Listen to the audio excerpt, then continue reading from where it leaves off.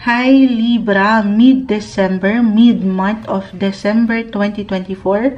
Ito na po ang inyong reading. Kuha lang tayo ng ilang mensaheng gabay para sa inyo.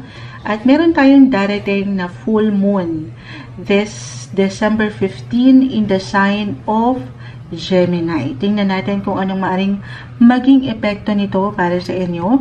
Will be straightforward. Libra, anong kailangan niyong marinig right now? Message po para sa mga taong ito. Libra, guidance para sa kanila. Ayun tumatalon. Tayo po ay live na live sa ating YT. Babalikan ko kayo guys maya-maya.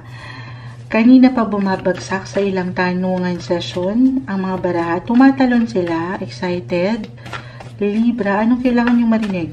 Mid-December 2024. Mid-month, Libra. Sa taong nakikinig ngayon, anong kailangan? Ayun. Eto na. Nagsibagsakan na sila. Isa-isahin po natin. The Eight of Pentacles, the Emperor, the Star ay narito. The High Priest is in reverse. The Chariot. Five of Pentacles reverse. The Sun. And the Two of Wands. This one is in reverse. Okay. So, mid-December, Libra, andito pa rin. Alin yun? Busy ang lahat. Busy ba? May ilang ganap? Unang-una na dyan. Trabaho, pera.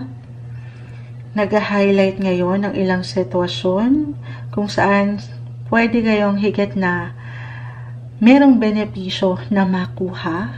Yun naman ang ganda. No? May benefits. Lalo pa sa trabaho. Baka ito na yon, yung bonus. Ibigay mo na ang aming bonus. Parang ganon. Yes po. The Emperor, the Eight of Pentacles, Five of Pentacles reverse. Na napakaganda. Kung ano, lalo pa, kung alam mo naman, Libra. Kita nyo, nabubulol-bulol pa si Moonchild. Ay, nagsikap ka.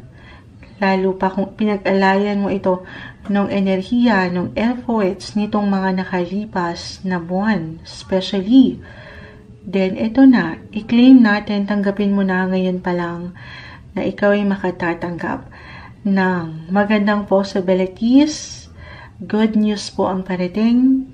Money-wise, gaano man ito kalaki kaliit guys, sa reality, kahit pare-pareho kayo ng sign Libra, ang bawat isa pa rin po ay magkakaiba. Pero may nakapupuna sa'yo. Nakikita ka, the star ay narito. Ang hirap nyo hindi mapuna ngayon. Kumikinang-kinang kayo. Lalo pa, it could be a boss, a client. Yung kakayanan nyo kasi, yung kasipagan nyo, yung inilalaan yung energy, the sun is here. Hindi man madali ang trabaho or anumang ginagawa nyong proyekto, parang easy peasy sa inyo. I mean, ang gaan yung magtrabaho. Hindi nyo pa man yan ma-realize sa inyong sarili. Pero masaya lang. Okay? Balance, kumbaga. Kung hindi ito mag-apply for some of you, okay, meron ba kayong pagbiyahe kahit sa simpleng pagpaplano? The Chariot, the Two of Wands ay narito na sobrang mag-a-apply. Ipapasok na natin. Itong darating na full moon in Gemini, it will highlight your 9th house of travel. Since umangat yung travel dito. It doesn't matter kung ito ay long or short distance travel. Pero, para sa ilan, kahit sa simpleng pagpaplano or meron na talagang lakad ngayong December, saan ba kayo mag-spend ng holiday season? Maaaring kasama nyo dito ang ilang taong malapit sa inyong puso. Okay?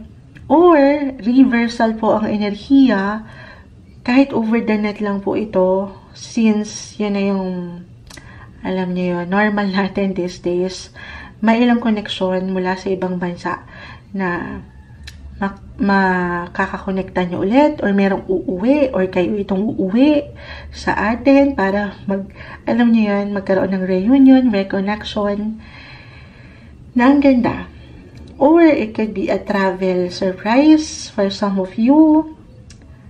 Ayan. Hindi man perfect, naiiwanan ko, wala namang perfect. Nagkakaroon ng ilang imbalances. Libra, The Two of Wands, reverse. Maring may ilang glitch lang, delays.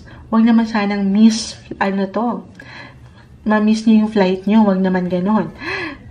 Kaya marahil, pinapalalahanan din kayo to stay flexible and adaptable sa sitwasyon. Kumbaga, kasi it could be unexpected. Merong ilang unexpected ganap.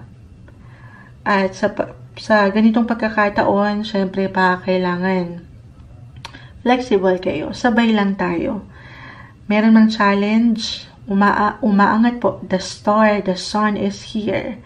Umaangat kayo kung paano nyo pangahawakan ng sitwasyon. Okay? So, lang din. Kung kinakailangan, very important na magtanong, gamitin nyo ang inyong mga boses, or mag-research muna if ever, halimbawa may pag-travel. Research. At huwag magmamadali. Yun lang naman. Okay? Huwag magmamadali. Take it easy. Take everything one day, one step at a time. Ayan. Balik tayo. Mabalikan ko yung sa career or partnership. Kung kayo yung mga self-employed, meron kayong sariling negosyo. Ang ganda kasi parang ito walang katamis-tamis, pero parang umaangat kasi yung pagiging, sabi ko nga, goal and career oriented nyo. At dito hindi imposible gaano man minsan ang proseso o yung progreso para sa ilan ay mabagal. Okay? Or may pagka-slow pagdating sa pagde-decide ng ilang kliyente na maharap ka or mabigyan mo sila ng something. Especially nga, right now, astrologically, Mercury is currently in retrograde, kaakibat yung ilang delays na sobrang umaangat dito, may ilang kabagalan sa pagdesisyon. Ayan parang ang hirap mag-commit ngayon sa partnership area or kung yung sa service na inaalay mo, hindi ganun kadali. Pero uulitin ko, gaano man kabagal yung progress, umaandar ka po. Patungo ito sa benepisyo na kanina ko pa na-mention. Unti-unti. Okay? It takes time. Okay? Yun lang. Mabagal lang pero umaandar ang mga sitwasyon. At huwag ka lang mapangibabawan dito ng confusion, the Two of Wands, or nagiging indecisive ka. Meron ka bang desisyon na bubuin ngayon pa lang? Kung plan A ba or plan B, pag-aralan muna. Huwag magmadali. Yun lang naman. Ma-add ko lang yun. Pero definitely may improvement po pagdating sa money. Lalo pa aking uulitan, yung enerhiya dito, the sun, ay napaangat nyo. Walang imposible na mabibigyan kayo ng patuloy na opportunity para mas ma-experience nyo yung deserve nyo na resulta sa inyong ginagawa. Kung nakaramdam kayo ng medyo parang, alam niyo, yung hindi ganun, lalo pa sa pera, okay? May difficulty kasi 5 of Pentacles reverse dito. Kung ngayon nyo palang mararamdaman yan, kayong ulitin, slow lang yung progress, yes po, pero papunta kayo doon sa kaalwanan, sa comfort. Andito ang enerhiya. Maaring meron kayong maisakatuparan pa nga na goal or ilang gusto nyong makitang improvement or even development sa inyong ginagawa. Walang imposible para sa inyo. Claim na natin ito, stay positive dito with the sun. Positibo lang. Malaking bagay yun. Okay, ito yung maangat na message para sa inyo. Mid-December 2024, Libra. Ayan, nakalimutan na naman ni Moonchild yung oracles. Buti hindi ko pa naililigpat yung cards nyo. Ito na yung oracle, Miss Miyaka. Ito na. Ayun may balot na. Parang may balot, guys. Umagang-umaga, may ilang ingay sa paligid. Hindi balot yun, Moonchild. Mukhang taho yun. Sa gabi pa yun. Mamaya pa yun. Libra, habol natin. Anong kailangan nyo marinig? Mula dito sa ating ilang napag-usapan. Tayo po ay live na live sa ating white. Ito na. Okay, gusto ko pang mag-add dito. Attune to the divine. So, may hugot. Ano?